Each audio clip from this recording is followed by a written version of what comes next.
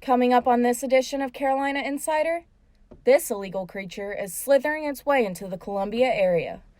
Then, see how one cinematographer did not have her Hollywood happy ending. But first, an inside look at how Williams Brice Stadium has some exciting things planned, but they're not happening on the field.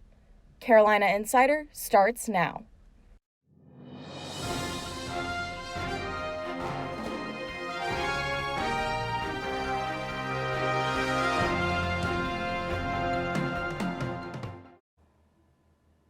Hello, and thank you for joining us. I'm Abbey Foster.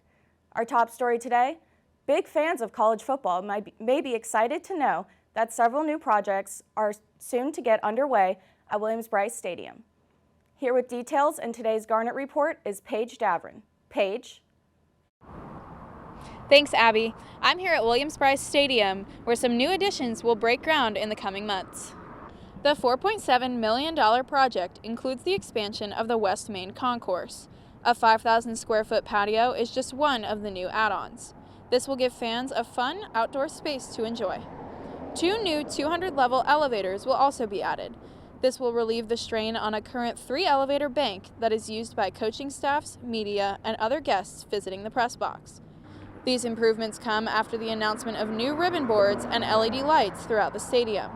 Some South Carolina students are excited about the new stadium perks. The new updates are really cool. I think they're really going to help out with the ambiance and the accessibility with the new elevators they're putting in. The new project is made possible through the new Carolina Committed campaign and will be completed for the 2022 season. Aiming to generate $35 million by 2023, Carolina Committed will continue to provide resources for the improvement of student-athlete and fan experiences. Back to you in the studio, Abby. Thanks, Paige. It looks like a story getting national attention has some South Carolina ties. The cinematographer killed on the set of Rust went to college in the Palmetto State and even worked in public television here. While performing a walkthrough of a scene, Alec Baldwin fired a live round and struck Halyna Hutchins. Hutchins attended classes in video production at USC Upstate in Spartanburg and was an ETV Upstate endowment intern. Baldwin has given his condolences to the Hutchins family through a 2-part post on his Twitter account. A former professor of Hutchins said that she was very driven and an overall great person. This being evident by the large outpour of love and support at Hutchins' vigil this past Sunday. Back here in Columbia, a well-known coffee shop is temporarily closing its Main Street location. Drip Management says starting Saturday, anyone wanting a cup of coffee will have to go to their 5 Points location instead. The coffee shop has been unable to find a barista for its Main Street location. According to a Facebook post, Drip on Main Street offered a starting pay of $16 per hour.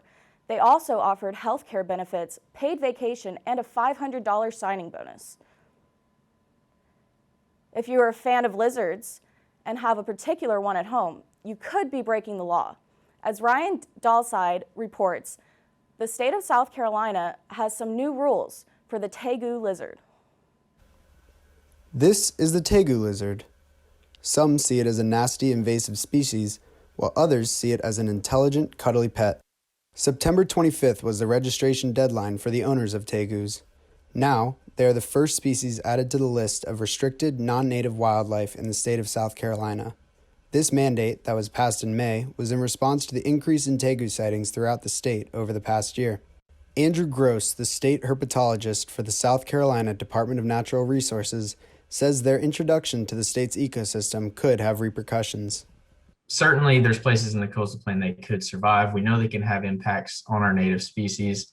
While the mandate may be protecting the ecosystem, many Tegu owners are displeased with the regulation of their pets. The lizards are thriving in Florida, where the climate is similar to that of their native home. Cooler temperatures in South Carolina would prevent tegus from compromising our ecosystem the same way. The large majority of tegu sightings are lizards that escaped captivity and pose no threat of reproducing or taking down our ecosystem. For Carolina Insider, I'm Ryan Dalside. Halloween is finally here, and we have some fun events in the lineup for this week's Carolina calendar. The Soda City Comic Con will be this Saturday and Sunday. The convention will feature celebrity guests, comic book stands, and costume contests. Looking to see your deepest fears come to life? Well, Deceased Farms is conducting their annual self-guided haunted tours. The farms contain 6 haunted farmhouses, a creepy cornfield, and a horrifying escape room. Are you ready to Monster Mash? If so, join Free Times tonight for their 4th annual of Free Times Halloween. Tickets are $40 and can be purchased at tickets.free-times.com. That's it for this edition of Carolina Insider, a student production here in the Kennedy Greenhouse Studio in the School of Journalism and Mass Communications. Thank you for joining us. We'll see you back here next week.